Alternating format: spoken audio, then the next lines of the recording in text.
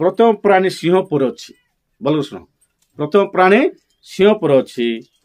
आ द्वितीय प्राणी गोरु बोले गाय पर अच्छी तृतीय प्राणी मुख मनुष्य पर अच्छी पुणी चतुर्थ प्राणी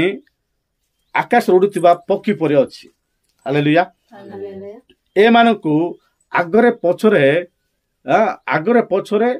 सबुआडे आखि जाक अच्छी खाली आखि रेखा परिपूर्ण से माने आगरे पछरे सबुआडे आखि जाक अच्छी हालेलुया एले ए वाक्य लोक मानक मुंड को छोड़ब ना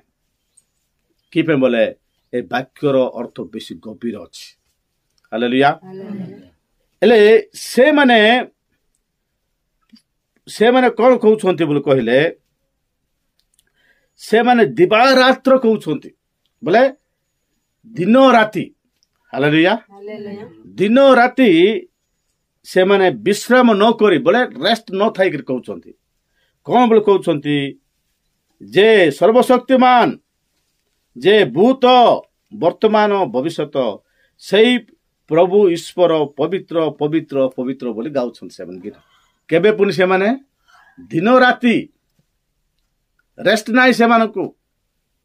आमे गोटे अध घंटा बसबाकू अलसुआ ए जाउछु